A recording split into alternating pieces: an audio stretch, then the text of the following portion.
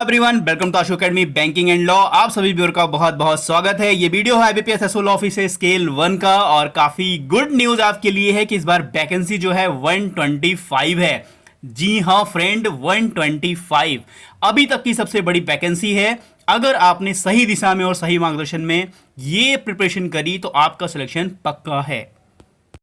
इस एडवर्टीजमेंट में सिर्फ इंपॉर्टेंट क्या क्या चीजें हैं, सिर्फ 3 चीजें इंपॉर्टेंट है आपके लिए।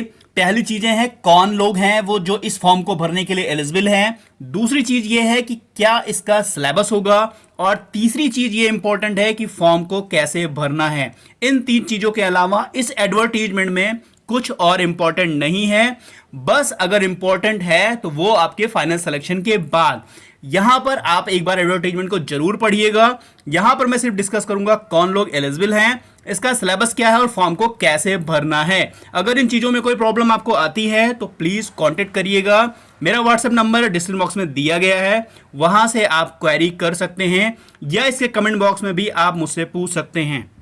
आइए शुरू करते हैं इस वीडियो को। वीडियो में देखते हैं फुल नोटिफिकेशन। वीडियो को लाइक कर दीजिएगा, अपने दोस्तों के साथ शेयर कर दीजिएगा और चैनल को सब्सक्राइब जरूर करिएगा। अब हम लोग आ गए हैं आईबीपीएस के फुल नोटिफिकेशन पेज पर। यहां पर देखेंगे क्या क्या चीजें आपके लिए इंपॉर्टेंट है। ये आईबीपीएस है, इस पूरे साल में एक बार एग्जाम होता है। पहले होता था दिसंबर के लास्ट मंथ में, अब होगा नवंबर के सेकेंड वीक में। एग्जाम डेट क्या है इसके लिए आपको एक नया वीडियो मिल जाएगा।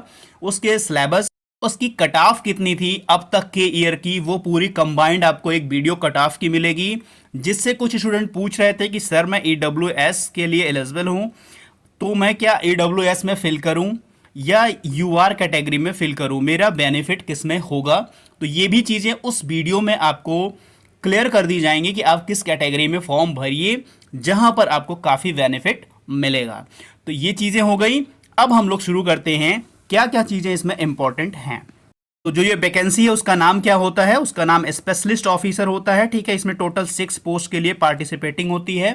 हम लोग यहाँ सिर्फ लॉ ऑफिसर के लिए देखेंगे। बाकी अगर कोई स्टूडेंट देख रहे हैं, उन्हें किसी भी पोस्ट के बारे में कोई जानकारी चाहिए तो वो मुझसे पूछ सकते हैं।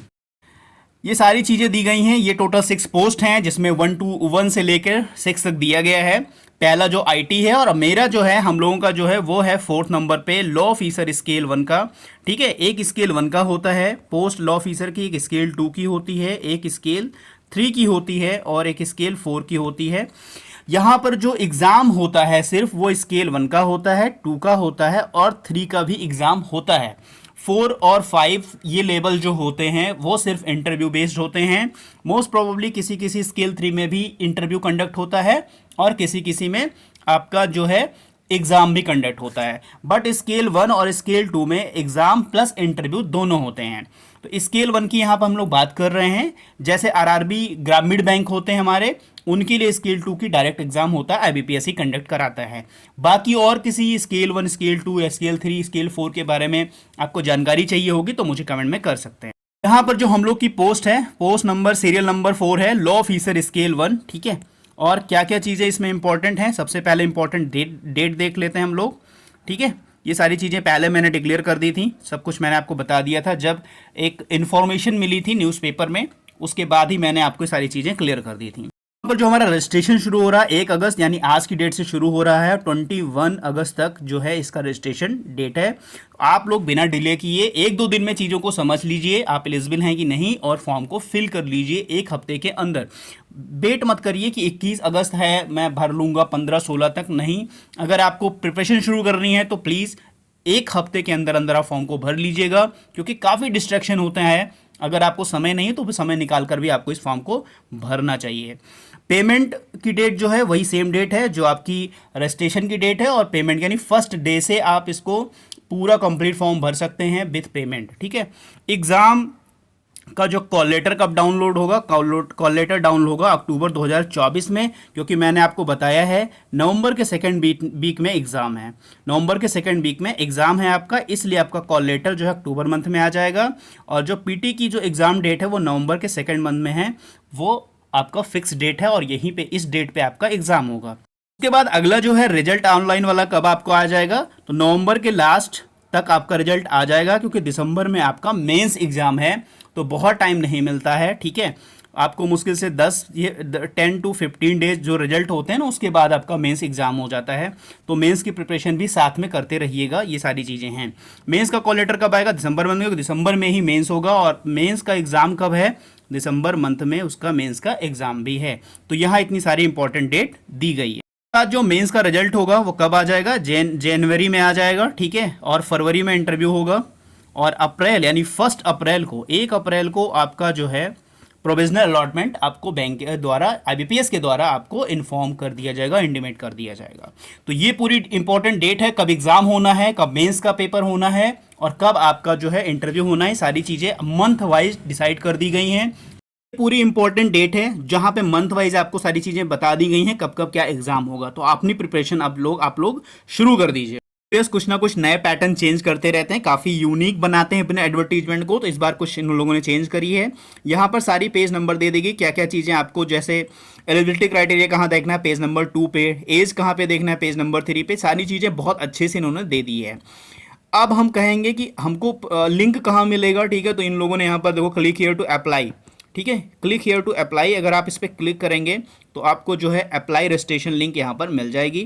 तो कहीं और पे भी आपको विजिट नहीं करना। अगर आप एडवर्टीजमेंट देख रहे हैं तो यहीं से अपने फॉर्म को आप अप्लाई भी कर सकते हैं। बस मैंने कहा था इस एडवर्टीजमेंट में हमें सिर्फ 3 चीज़ें देखनी है। पहला, कौन कौन इस फॉर्म को भर सकते हैं, यानी कौन लोग एलिजिबल हैं, वो चीज़ें हमें देखना है।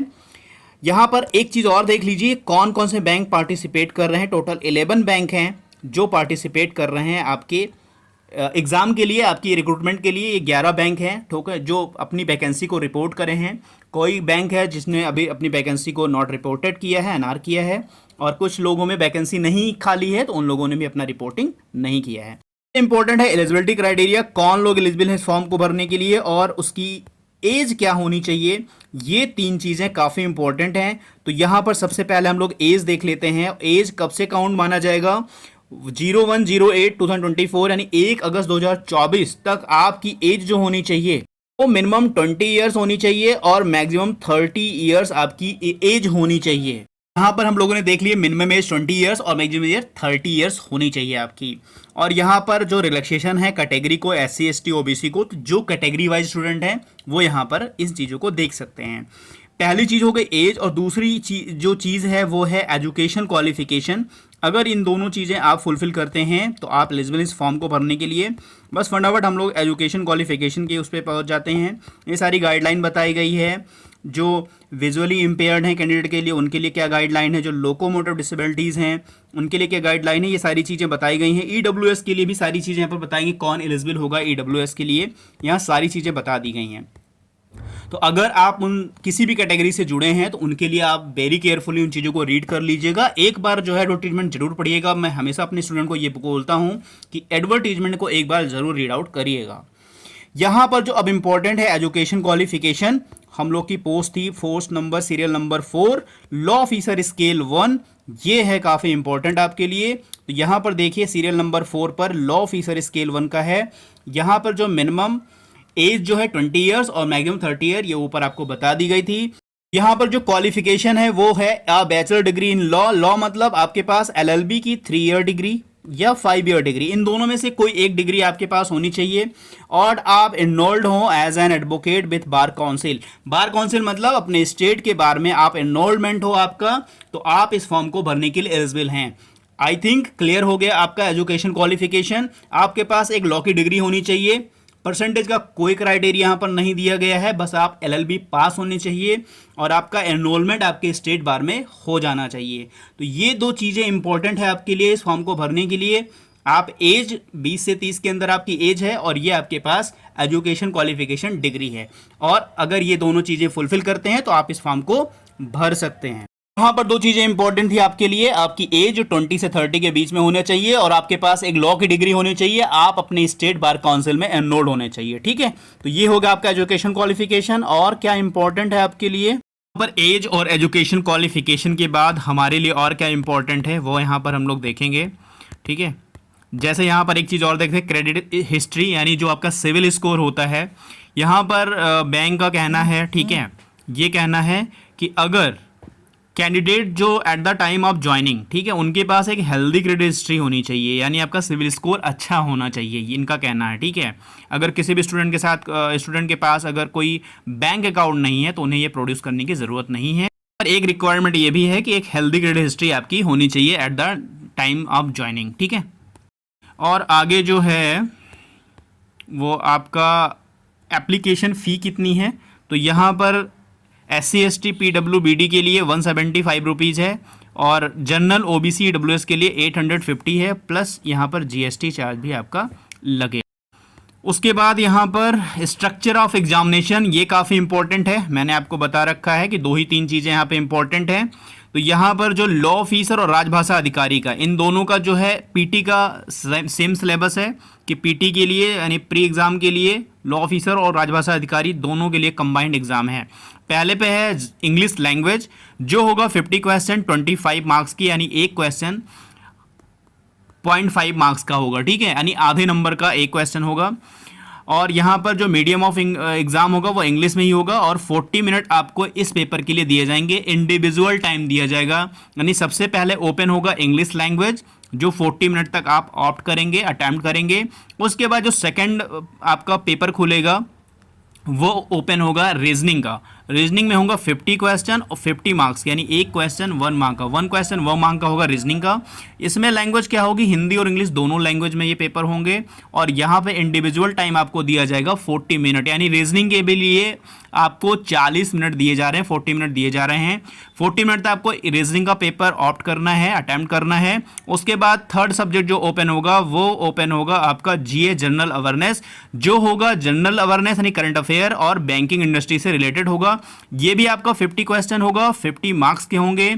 लैंग्वेज हिंदी और इंग्लिश दोनों लैंग्वेज में पेपर आपको मिलेगा और इसका जो ड्यूरेशन टाइम होगा वो होगा 40 मिनट। तो टोटल आपको टाइम दिए जाएंगे 2 आवर, ठीक है। 125 मार्क्स होंगे, 150 क्वेश्चन होगा, 150 क्वेश्चन के लिए टोटल आपको 2 आवर दिया जा रहा है। और यहाँ पे इंडिविजुअल टाइम है, ये सीरियल वाइज सब्जेक्ट खुलेंगे आपके कंप्यूटर स्क्रीन पे, पहले इंग्लिश 40 मिनट के बाद रीजनिंग, उसके बाद 40 मिनट के बाद GA। तो ये आपका है PT का सिलेबस और इसके मार्क्स जो है मेंस में नहीं ऐड होंगे, ये सिर्फ क्वालिफाइंग नेचर का है, ठीक है। तो बहुत ज़्यादा अगर आप पढ़ लेते हैं, ये बहुत ज़्यादा इसी पे फोकस्ड होके आप कर रहे हैं, ठीक है, तो मेंस की प्रिपरेशन भी आपकी नहीं हो पाएगी, क्योंकि मेंस में बहुत टाइम आपको नहीं मिलेगा। मुश्किल से 15 से 20 दिन मैक्सिमम आपको मिलेगा मेंस के एग्ज़ाम और PT के एग्ज़ाम होने के अंदर अंदर, पूरे 1 महीने का टाइम मिलता है, ठीक है, उससे ज़्यादा टाइम आपको मेंस के लिए नहीं मिलेगा। तो ये क्वालिफाइंग नेचर का है, तो ये चीज़ आप ध्यान रखिएगा। PT का सिलेबस हो गया, मेंस का सिलेबस देख लेते हैं। मेंस का सिलेबस ये है, सिर्फ आपका प्रोफेशनल नॉलेज लॉ, यानी आपको 60 क्वेश्चन 60 मार्क्स के होंगे, हिंदी इंग्लिश दोनों लैंग्वेज में होंगे और टोटल टाइम दिया जाएगा 45 मिनट बस। ये है आपके PT और मेंस का सिलेबस, ठीक है, ये है मेंस का सिलेबस। और PT में 3 सब्जेक्ट हैं जो क्वालिफाइंग नेचर के हैं। टोटल मेरिट बनेगी आपकी इस पे मेंस वाले एग्जाम पे, यानी 60 क्वेश्चन पे और प्लस 100 नंबर का इंटरव्यू होगा, ठीक है, ये इस पे मेरिट बनेगी। और इनका जो रेशियो होगा 80% और 20% का होगा। 80% आपके इस मेंस एग्जाम से लिए जाएंगे और 20% आपके इंटरव्यू से लिए जाएंगे। टोटल 100 नंबर पे आपका फाइनल सिलेक्शन होगा। और मेंस का सिलेबस हो गया। और क्या इंपॉर्टेंट है, ठीक है, देखते हैं और क्या इंपॉर्टेंट है। एक चीज़ है, निगेटिव मार्किंग दोनों में है, प्री में भी और मेंस में भी। प्री जो होगा PT जो होगा वो क्वालिफाइंग नेचर का होगा और मेंस जो है आपका वो है आपका ऐड हो गए उनके नंबर, और दोनों में क्या है, निगेटिव मार्किंग दोनों में है। ये आपके एग्जामिनेशन सेंटर दिए गए होंगे, बताए गए होंगे, इंटरव्यू का बताया गया है, ठीक है। ये सारे डॉक्यूमेंट हैं जो आपको प्रोड्यूस करने पड़ेंगे जब आपका इंटरव्यू होगा, इंटरव्यू टाइम पर। और सारी इन्फॉर्मेशन आप एक एक करके पढ़ लीजिएगा, ठीक है। जो जो इम्पोर्टेंट है सिर्फ वही मैं आपको बताऊंगा। प्रोविजनल अलॉटमेंट आपको 1 अप्रैल 2025 को दे दिया जाएगा, किस बैंक में आपका प्रोविजनल सिलेक्शन हुआ है, ये चीज़ें आपको 1 अप्रैल को बता दी जाएंगी, ठीक है। डॉक्यूमेंट टू बी प्रोड्यूस, कौन कौन से डॉक्यूमेंट प्रोड्यूस करने होंगे, सब यहाँ पर सारी चीज़ें एक एक करके दी गई हैं। बायोमेट्रिक वेरिफिकेशन आपका होगा एग्जाम टाइम पे, ये सारी चीज़ें यहाँ पर मेंशन कर दी गई, एक एक चीज़ करके यहाँ पे सब कुछ मेंशन कर दिया गया है। आपको कौन सा जो है मेंस के टाइम पे क्या क्या लाना है, जो आपका प्री का जो एक एडमिट कार्ड होगा उस पर उनका मोहर स्टैम्प्ड होगा, वो भी आपको साथ में ले जाना होगा मेंस टाइम पे, ठीक है। तो अभी आप PT के लिए देखिए, उसके बाद मेंस के लिए देखिएगा। हाउ टू अप्लाई, कैसे आपको अप्लाई करना है। अगर कोई प्रॉब्लम आती है फॉर्म भरने में, आप मुझे कमेंट में कमेंट करिएगा, या व्हाट्सएप भी मुझे आप कर सकते हैं, मैं आपकी पूरी इसमें हेल्प कर सकता हूँ, ठीक है, कैसे आपको करना है। वैसे यहाँ पर चीज़ें बता दी गई हैं, जैसे पहले आप वेबसाइट पे जाएंगे या इसी पे एक आपका लिंक दिया गया है पहले पेज पे, वो क्लिक हियर अप्लाई करेंगे तो आपका वहाँ पे खुल जाएगा apply online for specialist officer, ठीक है, ये ओपन होगा। फिर उसके बाद click here for a new registration करेंगे, वहाँ पे जो 4-5 डिटेल होगा, आपका नाम, ठीक है, फर्स्ट नेम, फिर फर्स्ट नेम को कन्फर्म करना होगा, ईमेल आईडी वगैरह, मोबाइल नंबर वगैरह डालना होगा, ठीक है। वो कन्फर्म करने के बाद आपको फोटो और सिग्नेचर और थंब ये सारे चीज़ें अपलोड करनी होंगी। तो यहाँ 1 बाय 1 दिया गया है। अगर कोई प्रॉब्लम है आपको तो कमेंट में करके आप मुझसे पूछ सकते हैं कि कैसे भरना है, क्या चीज़ें भरनी है। बट एक चीज़ देखिएगा, बहुत ध्यान से फॉर्म को भरिएगा, ठीक है। तो यहाँ पर इतनी चीज़ें इंपॉर्टेंट थी। और क्या इंपॉर्टेंट हो सकती हैं इन चीज़ों में? और तो कुछ इंपॉर्टेंट वैसे है नहीं। बाकी वैकेंसी वगैरह हम लोग देख लेते हैं कितनी हमारी इस बार टोटल सीटें हैं। तो इस बार काफ़ी गुड न्यूज़ है आप लोगों के लिए। 125 अभी तक इतनी वैकेंसी किसी भी ईयर में नहीं रही है, ठीक है। इसका आपको जैसे यहाँ पे ये ना दिया हुआ है ब्लू कलर का, ठीक है, इसको अप्लाई आप क्लिक हियर करेंगे तो आपको अप्लाई करने का वो मिल जाएगा। तो अभी तक जो इतनी वैकेंसी कभी भी रिपोर्ट नहीं हुई है। यहाँ पर ये है 4th सीरियल नंबर हम लोग का है लॉ ऑफिसर स्केल 1 का, ठीक है। तो यहाँ पर एनआर का मतलब नॉट रिपोर्टेड है, ये चीज़ें आप लोग समझ लीजिएगा। तो ये है पूरा, जैसे बैंक टोटल 11 है, मैंने आपको पहले ही बताया, टोटल 11 बैंक यहाँ पार्टिसिपेट कर रहे हैं। यहाँ पर वैकेंसी अगर आपको देखिए तो 125 है, ठीक है। और बढ़ने की चांसेस कितनी है? बहुत ज़्यादा। सपोज करिए पिछली बार कितनी थी? 10 वैकेंसी। बैंक ऑफ इंडिया ने 10 वैकेंसी केवल रिपोर्ट करा था, और बाद में जब एट अ टाइम आप ज्वाइनिंग थी, यानी एट अ टाइम जब मेंस एग्जाम हुआ तो 20 वैकेंसी केनरा बैंक ने रिपोर्ट करी थी, ठीक है, उनमें भी एनआर था। केवल केनरा बैंक ने 20 वैकेंसी रिपोर्ट करी थी, टोटल वैकेंसी हो गई थी 30। यानी पिछली बार का जो हुआ था 30 वैकेंसी पे पूरा सिलेक्शन किया गया था। और किसी बैंक ने बाद में रिपोर्ट नहीं की थी, तो 31 जुलाई को जो वेटिंग लिस्ट आई थी, रिजल्ट लिस्ट में किसी भी बैंक ने और वैकेंसी रिपोर्ट नहीं की, इसलिए कोई और कैंडिडेट को एलिजिबल वहां पर नहीं माना गया। तो यहां पर देखिए, जैसे हम बात कर रहे हैं, फर्स्ट पे है bank of Baroda. Bank of Baroda ने सारे कैटेगरी में एनआर है, एनआर मतलब नॉट रिपोर्टेड। ऐसा नहीं कि इनके पास वैकेंसी नहीं है, वैकेंसी है, बट इन्होंने अभी रिपोर्ट नहीं करी है। ये कभी भी इस पूरे प्रोसेस में रिपोर्ट कर सकते हैं अपनी वैकेंसी को। बैंक ऑफ इंडिया ने टोटल जो है 5 वैकेंसी रिपोर्ट करी है, जिसमें से 4 हैं जनरल के, 1 है ओबीसी के। बैंक ऑफ महाराष्ट्र ने कोई भी वैकेंसी रिपोर्ट नहीं करी है। बैंक ऑफ महाराष्ट्र में भी काफ़ी अच्छी खासी वैकेंसी है, और ये भी रिपोर्ट करने की इस बार पूरी संभावना है। तो इस बार 125 से ज़्यादा सीटें हो सकती है। इस बार आपको ह्यूज वैकेंसी देखने को मिल सकती है स्केल 1 में। 4th नंबर पे है केनरा बैंक, इन्होंने भी 5 वैकेंसी रिपोर्ट करी है, 3 है जनरल की और 1 है ओबीसी की और 1 है एससी की। 5वें नंबर पर सेंट्रल बैंक ऑफ इंडिया, इन्होंने भी कोई वैकेंसी रिपोर्ट नहीं करी है, ये भी रिपोर्ट कर सकते हैं। 6ठे पे है इंडियन बैंक, ये भी किसी बैंक, ये भी जो है कोई वैकेंसी रिपोर्ट नहीं करे हैं, ये भी रिपोर्ट कर सकते हैं। 7वें पे है इंडियन ओवरसीज बैंक, इन्होंने टोटल 15 वैकेंसी को रिपोर्ट किया है, जिसमें से जनरल की है 7, ईडब्ल्यूएस की है 1, ओबीसी की है 4, एसटी की है 1 और एससी की है 2 vacancy. Punjab and Sind bank, इन्होंने भी कोई वैकेंसी रिपोर्ट नहीं करी है। के बाद 9 नंबर पे पंजाब नेशनल बैंक पीएनबी, काफ़ी अच्छी बैंक है, ठीक है। यहाँ पर 100 वैकेंसी रिपोर्ट करी गई है, जिसमें से जनरल की है 41, ठीक है, और बाकी ईडब्ल्यूएस की है 10 और एसटी ओबीसी की है 27, एसटी की 7 और एससी की है 15। तो ये है पीएनबी की वैकेंसी। जैसे यहाँ पे 10 नंबर पे देखिए यूको बैंक, यूको बैंक में कोई वैकेंसी स्केल 1 की नहीं है, इन्होंने 0 रिपोर्ट कर दी है, ठीक है। अब इनमें कोई वैकेंसी बढ़ नहीं सकती है अगर इसमें कोई अंदर से कोई चीज़ें, मतलब इनके ऑर्डर या कोई डिसीजन ना लिए जाए, तो इसमें 100% है कि यूको बैंक की कोई वैकेंसी रिपोर्ट नहीं होगी। लास्ट पे है 11 नंबर पर union bank of India, not reported, इन्होंने भी कोई वैकेंसी रिपोर्ट नहीं करी है। तो जितने बैंक एनआर वाले हैं नॉट रिपोर्टेड, इनमें जो है रिपोर्टिंग होने की चांसेस है, यानी 125 से आपकी वैकेंसी इंक्रीज होगी 100%। तो आपके लिए इतनी वैकेंसी बहुत है सिलेक्शन के लिए, आप अपनी प्रिपरेशन सही से करिए। तो टोटल है 125, जनरल की है 55, ईडब्ल्यूएस की 11, ओबीसी की है 33, एसटी की 8 और एससी की है 18 वैकेंसी। तो ये काफ़ी अच्छी वैकेंसी अब तक की, पूरे ईयर में जब तक की अब तक की 125 वैकेंसी बहुत ज़्यादा है। ये हो गया आपका रिक्रूटमेंट, कितनी वैकेंसी किस किस बैंक में है, किसने एनआर किया, किसमें यूको बैंक में 0 वैकेंसी है। ये आपका है एग्जामिनेशन सेंटर, तो यहाँ पर देख लीजिए कि आपके स्टेट में कहाँ पे प्री का एग्जाम सेंटर बनाया जा रहा है और मेंस का, उस हिसाब से जो आपका पास होगा वहाँ पर देखकर वो ऑप्ट कर लीजिएगा। वहाँ पे जब फॉर्म भरेंगे ना, उसमें भी आपको ऑप्शन मिलेगा, ठीक है।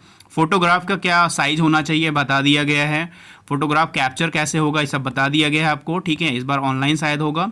थंब इम्प्रेशन का क्या होगा, कितना कितना उसका डायमेंशन होगा, सिग्नेचर का डायमेंशन कितना होगा, हैंड राइटिंग डिक्लेरेशन का क्या डायमेंशन होगा। और यहाँ पर स्टूडेंट बार बार मैसेज करते हैं, पूछते भी हैं कि हम हैंड राइटिंग डिक्लेरेशन में क्या भरें, तो ये है, ठीक है। हैंड राइटिंग डिक्लेरेशन में इसका स्क्रीनशॉट ले लीजिए, एक पेज पे लिख लीजिए, ठीक है, पूरा यहाँ पर अपना नाम फिल कर दीजिएगा और इसी का डायमेंशन बनाकर वहाँ पर ये आपको अपलोड करना है। ये हो गया डिक्लेरेशन आपका, कैसे आपको लिखना है, सारी चीज़ें हो गई। और मेरे ख्याल से सारी चीज़ें अब यहाँ पर कंप्लीट हो गई हैं और कुछ इंपॉर्टेंट नहीं है। ये सारे जो आपको सर्टिफिकेट जो कैंडिडेट हैं, ठीक है, उनको सर्टिफिकेट इस फॉर्मेट में बनवाना है, ठीक है। जैसे ओबीसी का सर्टिफिकेट फॉर्मेट ये दिया गया है तो इस फॉर्मेट में बनवाना है। बाकी अगर आपके स्टेट का कोई फॉर्मेट है, स्टेट बना के अपने फॉर्मेट में देती है तो वो भी वैलिड है। जैसे यहाँ EWS का फॉर्मेट ये दिया गया है, इस फॉर्मेट में आपको प्रोड्यूस करना है डॉक्यूमेंट, ठीक है। बाकी अगर स्टेट का कोई अपना फॉर्मेट है तो वो भी चलता है, ठीक। तो यहाँ पे सारे डॉक्यूमेंट के फॉर्मेट दिए गए हैं, तो जो भी डॉक्यूमेंट आपको मेंशन करना है वो यहाँ से आप लोग स्क्रीनशॉट लेकर ये आप प्रिंट कराकर या इसी फॉर्मेट में वहाँ पर आप देंगे तो यहाँ आपको बन जाएगा। ये पूरा डिटेल एडवर्टीजमेंट हो गया है, कौन लोग एलिजिबल हैं, कौन लोग इस फॉर्म को भर सकते हैं। तो प्लीज़ बहुत लेट मत करिएगा, अगर आप एलिजिबल हैं इस फॉर्म को भरने के लिए तो फॉर्म विद इन 1 वीक जरूर भर दीजिएगा। कोई भी प्रॉब्लम आती है इस एडवर्टीजमेंट से रिलेटेड फॉर्म भरने में तो आप मुझे कमेंट में करिएगा या व्हाट्सएप करिएगा, दिया गया है। एक चीज़ और इम्पॉर्टेंट यहाँ पर ये देख लीजिए कि उसके साथ ही साथ IT ऑफिसर को छोड़कर, ठीक है, जितने भी पोस्ट हैं उनके लिए candidate should have certificate diploma degree in computer operation language, should have be studies computer information technology as one subject at the high school and college institute. ये भी एक इंपॉर्टेंट है आपके लिए कि कोई भी आपके पास एक कंप्यूटर सर्टिफिकेट डिप्लोमा या एक सब्जेक्ट के रूप में आपके पास होना चाहिए। तो ये भी पिछली बार से जोड़ दिया गया था, तो ये भी काफ़ी इंपॉर्टेंट है आपके लिए। आपके पास एक degree diploma as a subject एक कंप्यूटर का होना चाहिए IT ऑफिसर स्केल 1 के पोस्ट को छोड़कर। ये भी एक इंपॉर्टेंट है कि आपके पास एक कंप्यूटर सर्टिफिकेट या डिग्री डिप्लोमा होना चाहिए। एक important certificate degree diploma as a subject आपके लिए है। तो सारी वीडियो में सारी चीज़ें हमने कवर कर ली हैं। अगर आपको कुछ भी समझ में नहीं आता है तो आप मुझसे जुड़ सकते हैं, मुझसे इस बारे में बात कर सकते हैं। जो अगला वीडियो आपको मिलेगा वो मिलेगा इसके कट ऑफ के बारे में, EWS general OBC ST ST का जो कट ऑफ रहा है, ठीक है, क्या रहा है उसका एक आपको वीडियो मिलेगा। तो चलिए मिलता है नेक्स्ट वीडियो में। God bless you to all, thank you for watching.